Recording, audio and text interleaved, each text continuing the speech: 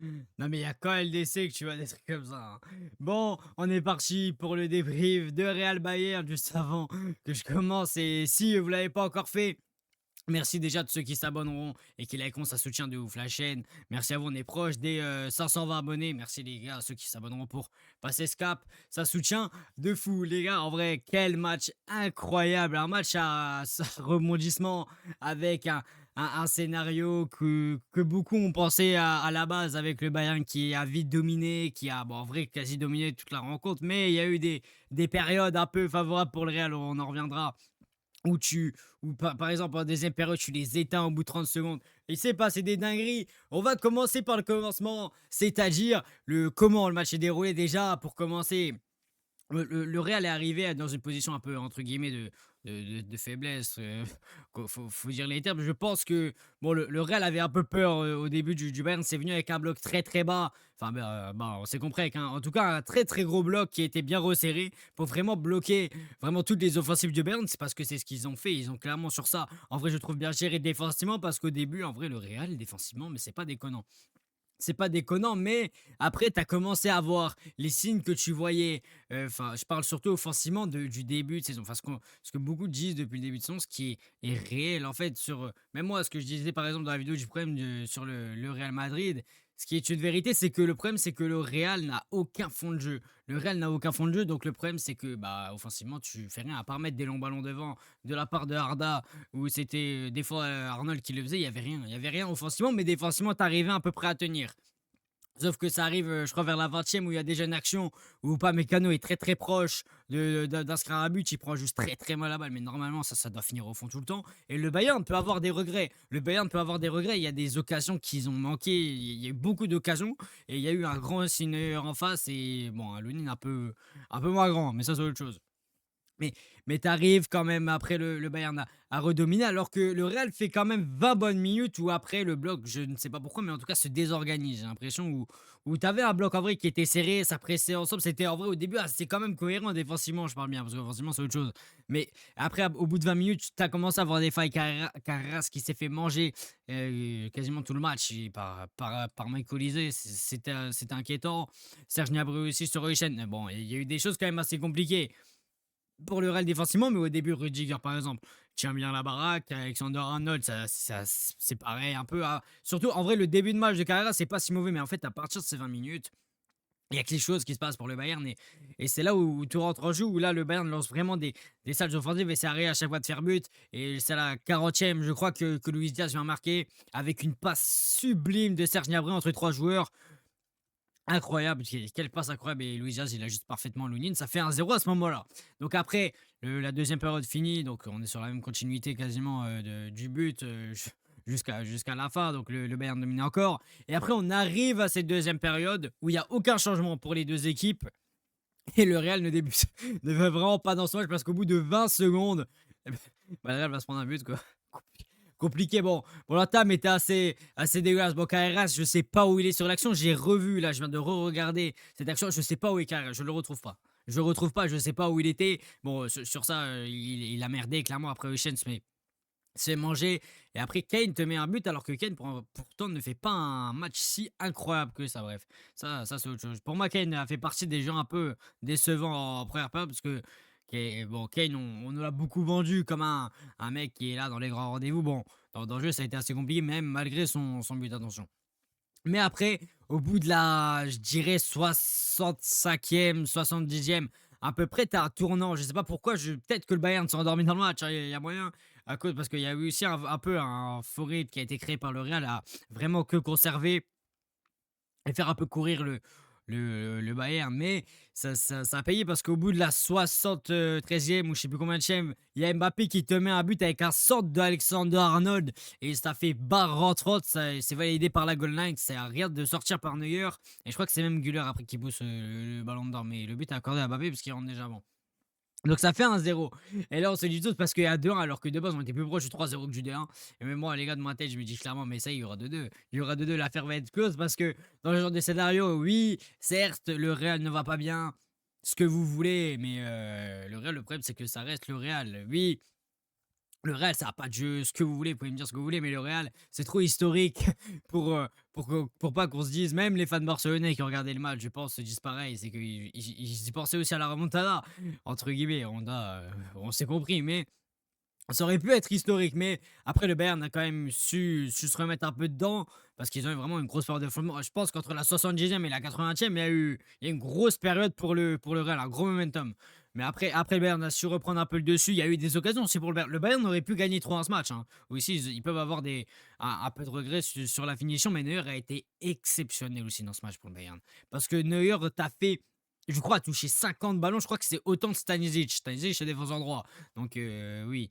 Neuer a fait quand même un sale match. Je sais pas combien d'arrêts il a sorti. Il a dû sortir au moins 10 arrêts. Il a sorti un sale match.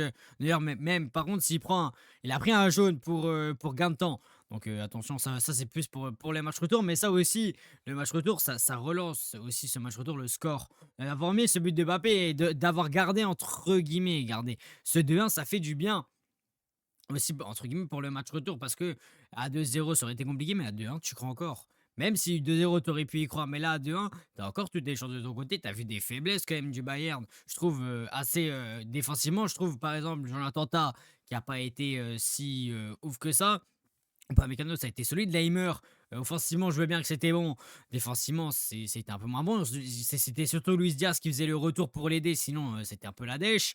Donc, en vrai, t'as eu des chances compliquées. Le Bayern n'est pas imprenable, sachez-le. C'est là qu'on le voit, c'est que le Bayern, certes, c'est un très gros collectif, tu le vois, ça se connaît bien, il y a de l'entente, il y a du jeu, tu le vois direct. Mais attention, parce qu'en vrai, quand même, il y a des lacunes côté Bayern et que le Real pourront exploiter. Et moi, je commence à me dire qu'en fait, il y a un monde où le Real peuvent les sortir, même si j'y pense pas trop, mais ça c'est autre chose. Mais après, je vais faire joueur par joueur assez rapidement parce que les joueurs font en fait à peu près tous la même chose, c'est-à-dire que ils te font juste 20 minutes bonnes défensivement.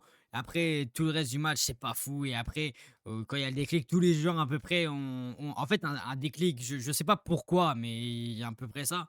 Et je vais commencer par Lounine. Alors, Lounine fait un match assez mitigé sur le but, qui prend le premier but de Luis Diaz. Je sais pas s'il peut la sortir à la base.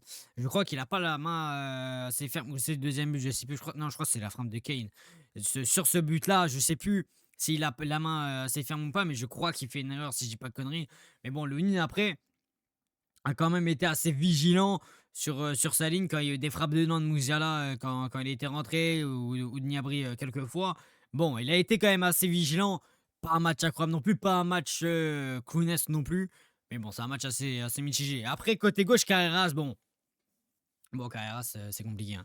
Carreras, c'est compliqué. Je veux bien, jeune de la Castilla, ce que vous voulez, mais le problème, c'est que Carreras s'est fait mélanger par Mike Olise, qui a mis du mal, je crois, Mike Olise. Il s'est fait mélanger de la première à la 90e minute, hein. Et Euchen, c'est pareil. Euchen, c'est même pire, en vrai. Les deux, c'est compliqué. Carreras, c'est beaucoup de déchets dans le jeu, du jeu à contre-temps. C'était lent dans les transmissions. Ça a fait des choses dangereuses, comme Chouamini aussi, mais ça, on en reviendra. Carreras, pas un bon match du tout. Clairement, Carreras, ça a été compliqué. Je comprends pas pourquoi il sort pas et pourquoi même il fait. Moi, j'aurais clairement sorti Carreras et Euchen. J'aurais sorti les deux, hein. Je sais pas pourquoi il sort que Euchen. Après, Euchen aussi, ça a été compliqué. Euchen, on l'a déjà très peu vu et très très peu rassuré. Il faisait beaucoup de passes en retrait. Si je dis pas de conneries. Non, je crois que c'est Peters qui donne le premier but au Bayern, parce que ça va d'une erreur, le premier but. Mais Euchen fait beaucoup de. En fait, à partir de la 20e, donc entre guillemets, quand ça va moins bien, en fait, Euchen commence à faire des sorties à zéro. Par exemple, ça dégage dans l'axe, chose qu'il faut pas faire. Donc c'est un peu compliqué. Un peu compliqué. Après, Rudiger. Rudiger assez mitigé. Alors, par contre, Rudiger dans le domaine aérien, je trouve ça a été assez bon. Rudiger, ça va, il était présent physiquement aussi. Bon, après, on connaît Rudiger, ça bouge pas. Mais après, le reste, ça a été compliqué. Après, des fois, il s'est fait mélanger par le bon vieux Luis Diaz. Mais après, Rudiger, j'ai pas trouvé un match non plus si. En fait, il a pas été aussi si en vu que ça, je trouve, Rudiger. Je trouve qu'on a peut-être, c'est moi qui ai des trous, mais je trouve qu'on n'a pas vu autant que ça, Rudiger. Je trouve qu'on l'a pas vu autant que ça et je trouve qu'il a pas fait trop de dingueries comparé aux deux autres. Donc, je trouve que ça va. Après, Trent Alexander-Arnold. Bon. Oui, c'est plus compliqué. Parce qu'en fait, Alexander-Arnold te fait une première période compliquée où il touche très peu de ballons, où les relances sont un peu cataclysmiques. Avec Valverde, ça s'entend pas bien parce que Valverde aussi a eu un peu un problème, clairement. Mais Trent, malheureusement, ça n'a pas. Ça a pas été en première, mais après, à partir de la 70e, je sais pas ce qui se passe pour lui. Peut-être c'est lui hein, qui est à l'auteur de tout ça, mais il te met une passe D à Mbappé qui est incroyable. La passe D à Mbappé est magnifique. Et après, c'est lui qui commence à tirer tous les corners, qui prend confiance, qui met des longs ballons, qui va en contre. Et Trent a pris confiance. Et je trouve que c'est juste ces 30 dernières minutes là qui fait de la 60e à la 90e, rattrape limite sa première période un peu manquée. Donc, ça, il fait un match pas non plus incroyable, attention, un match mitigé dans l'ensemble, mais Alexander-Arnold, ça a été en vrai dans l'ensemble, je trouve, pour mon vieux Arnold. Après, côté gauche, Güler, c'est simple, en première mi-temps, il n'y a que lui. T'enlèves Güler, frérot, il y a 10 fantômes sur le terrain. Il y a 10 fantômes, c'est simple. Güler a juste tout apporté offensivement. C'est lui qui essaye de mettre que des longs ballons, qui des fois essaie de porter sa balle, ou sinon des fois essaie de lancer Vinicius, parce que Vinicius aussi a essayé pendant l'après, même s'il était un peu seul. Mais Güler a essayé, Güler a fait un match assez bon dans l'ensemble, même si en deuxième, on l'a moins vu quand ça allait mieux. Bizarrement, je sais pas pourquoi on l'a moins vu. Güler, mais en vrai, il fait un match assez bon. Et en vrai, face à. Je pensais pas que ça passerait autant contre des Kibic ou pas Mécano et tout, mais Güler a été assez bon. A été assez bon, le Güler a été assez bon quand même, en vrai. Après, Tchouaméni, bon. Alors, Tchouaméni te fait 20 minutes, clairement, où il fait n'importe quoi. Tchouaméni, ça dégage dans l'axe, ça fait des mauvaises relances, ça rend les ballons à l'adversaire. Tchouaméni, il fait une première mi-temps qui est cataclysmique. Il prend un jaune, si j'ai pas de conneries. Il est suspendu pour le match retour. Tchouaméni, ça a été compliqué, hein. Tchouaméni, ça a été chaud. Ça a été chaud à mort hein, pour Tchouaméni. Mais après, Tchouaméni, par rapport à mon match, même en deuxième période, je ne l'ai pas trouvé si waouh que ça. Très peu en vue. Il libérait très peu d'espace en fait aussi pour ses partenaires. En fait, limite, il bloquait. Après, c'est moins pire que Pitarch. Ouais, bon. Pitarch, sur là, moi-même, je l'ai peut-être survendu. Puis après, oui, les jeunes, faut pas tomber sur les jeunes rapidement. Ça, je veux bien l'entendre. Mais après, Pitarch, ça a été vraiment compliqué, hein. Vraiment, il a été muselé par tout le monde, hein, que ce soit par Gnabry et Pavlovic. Ça a été compliqué. Ça a été vraiment compliqué pour lui. Il a pas été dans un bon sort. Après, ça peut arriver à voir au match retour s'il sera titulaire ou pas. Mais Pitarch, après, ça a été intéressant des fois. Mais tu voyais qu'il y a eu, par exemple, il y a une phase qui voulait tout dire où Pitarch est là, côté droit, il est dos au jeu. Et en fait, il a aucune solution pour ressortir aussi parce que très peu, en première période, très peu de joueurs demandaient. Donc ça, c'était compliqué. Mais ouais, Pitarch, c'est un match pas, ouais, pas bon. Il fait partie des premiers sortants, hein, si je dis pas de conneries. Donc bon, un match assez compliqué quand même. Et après, Valverde, il te fait aussi une première mi-temps pas folle, hein. Valverde est très très peu en vue en première mi-temps. J'ai peut-être que je sais même pas, je crois qu'on l'a quasi pas vu. Il a été capitaine ce match-là. Et après, quand le Real va mieux, quand il y a ce entre guillemets déclic, il commence à faire des appels, ça commence à faire des dédoublements inquiétants avec Vinicius. Ça va vite dans le dos. En vrai, Valverde te fait aussi 30 minutes qui rattrape aussi entre guillemets son match. Donc Valverde fait un match assez aussi mid. C'est un peu comme en fait c'est un peu comme Arnold, c'est un peu la même chose. Donc, euh, donc ça va. Après Vinicius. Vini fait un match. Bah, en fait, en première, en gros, offensivement, il n'y a que lui. Il n'y a que lui qui essaye de crocheter. C'est lui qui me ramène les seules occasions du Real au début. Il a été là quand même beaucoup de fois dans des grosses situations. J'ai en tête une enroulée qui fait au deuxième qui part petit filet droit où Neuer l'arrête, où ça aurait pu faire un zéro. Mais après, ouais, il y a eu des situations pour Vinicius. Il y a eu des grosses situations. Après, bon, il n'a pas réussi à marquer. Il a quand même réussi à en apporter quand Mbappé a pas réussi, même si Mbappé a fait des retours. Bon, je trouve que certains en font trop avec les retours de Mbappé, ça on en reviendra. Mais Vini, ça a été assez bon. Match assez bon dans l'ensemble. Pas trop de déchets dans le jeu, même si des fois, bon, c'est Vini. Ça s'énervait un peu vite. Mais bref, ça on a l'habitude. Et après, Mbappé. Bon, Mbappé, c'est un peu autre chose. Mbappé, c'est un peu autre chose dans le sens où il marque, oui, mais il fait des retours défensifs assez bons. Et mais en fait, offensivement, en première mi-temps, c'est pas, en fait, il est pas assez là. Je trouve qu'il est dans les appels de balle, c'est là où tu Mbappé, il en fait très peu. Il propose très peu de solutions, donc c'est compliqué. Et après, il y a encore ces 30 minutes où il est très bon, où il apporte beaucoup, il décroche, il vient demander à ses partenaires, donc c'est assez bon.